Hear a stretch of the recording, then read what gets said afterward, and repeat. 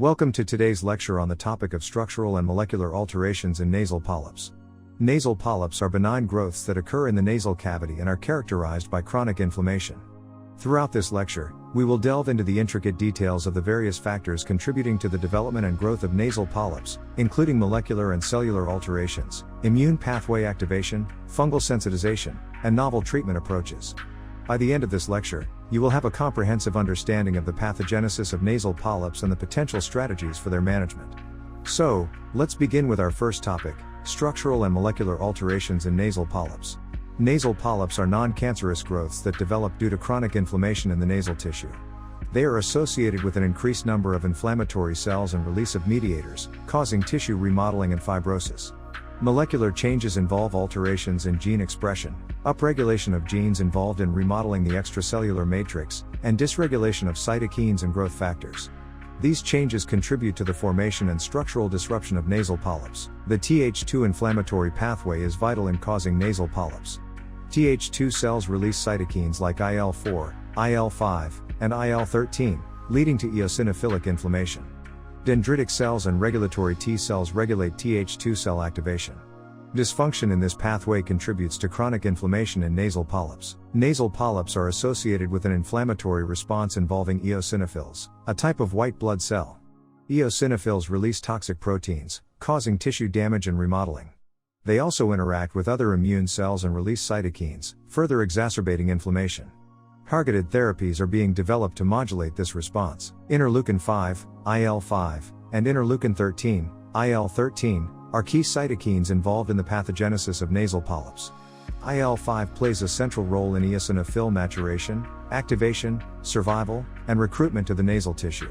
It promotes the production of eosinophilipoietic factors and enhances the expression of adhesion molecules on endothelial cells, facilitating eosinophil migration. IL-13, on the other hand, contributes to tissue inflammation and remodeling in nasal polyps.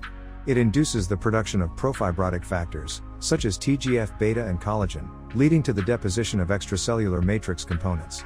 IL-13 also enhances mucus production by goblet cells, further contributing to airway obstruction and impaired nasal function. The complex interplay between IL-5, IL-13, and other cytokines, chemokines, and growth factors in nasal polyps highlights the need for targeted therapies aimed at interrupting these inflammatory pathways. We will discuss potential therapeutic interventions later in this lecture. Fungi play a role in exacerbating the inflammatory process of nasal polyps and can be associated with fungal sensitization. Treatment with antifungal agents may help reduce polyp size and alleviate symptoms in some patients. However, more research is needed in this area. Nasal polyps often occur together with aspirin-exacerbated respiratory disease, AERD. AERD involves asthma, chronic rhinosinusitis with nasal polyps, and reactions to nonsteroidal anti-inflammatory drugs, NSAIDs, like aspirin.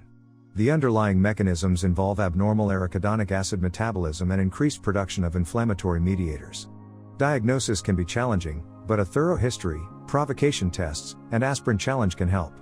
Treatment involves a combination of medication and surgery, including aspirin desensitization, corticosteroids, saline irrigations, and endoscopic sinus surgery.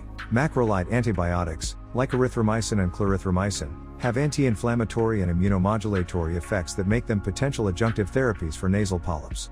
They inhibit cytokines and neutrophil activation, disrupt bacterial biofilms, but their long-term use and potential side effects require careful consideration. More research is needed. Biofilms, complex communities of microorganisms encased in extracellular matrix, contribute to treatment-resistant nasal polyps.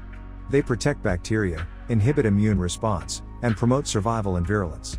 Surgical removal and topical antimicrobials can help manage biofilms in treatment. The nasal mucosa's epithelial barrier is vital for maintaining tissue homeostasis and defending against allergens and microorganisms. In nasal polyps, a disrupted barrier allows more antigens and inflammatory mediators to enter, contributing to chronic inflammation and potential therapeutic targets for intervention. Research on biomarkers and predictive factors in nasal polyps can offer insights into pathogenesis, prognosis, and treatment response. Eosinophil count, IgA levels, and inflammatory cytokines are potential biomarkers associated with disease severity, recurrence, and treatment outcomes. Genetic polymorphisms related to IL-4 and IL-13 receptor variants may also impact treatment response. Integrating biomarkers and predictive factors in clinical practice could improve patient management, treatment selection, and disease monitoring, but further research is necessary for validation and standardization. Differentiating between nasal polyps and malignant lesions is challenging. Clinical evaluation and histopathological examination are crucial.